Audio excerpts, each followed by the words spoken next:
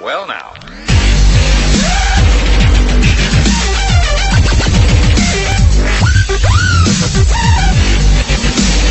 Daniel Gamer aqui pra vocês de Clash of Clans. É isso aí, pessoal.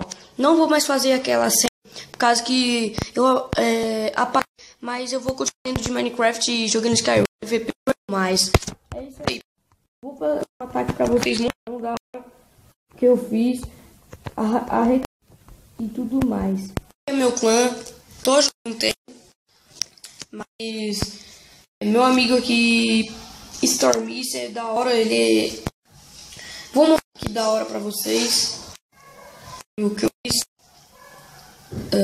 É esse, mas tá lá no clã. Por favor, se tiver lá, velho.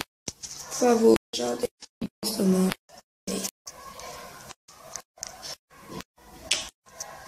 Vou mostrar um outro que é meio que bosta, mas bora. Cadê? Foi bem esse aqui, ó. Foi muito louco, mano, esse ataque, velho.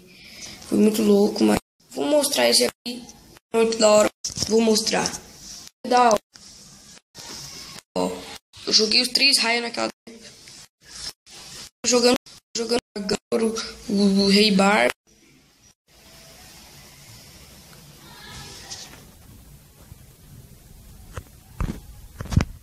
Esse ataque também não foi muito bom, né?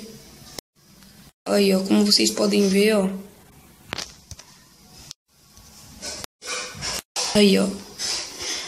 Tudo seria aquele elixir negro da as arquinhas aqui. O Rei Bárbaro com o Barbarinho. Quando, vocês sabem, quando o Rei Bárbaro fica assim, colocam os Bárbaros junto com ele, que os Bárbaros é muito bom, mano, quando vai junto com ele.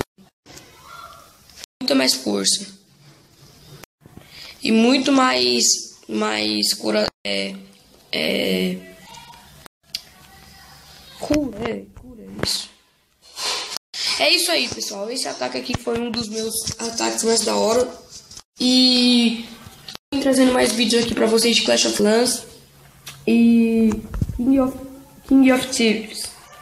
King of Thieves é da hora. E é isso aí, pessoal. Vou ficar por aqui.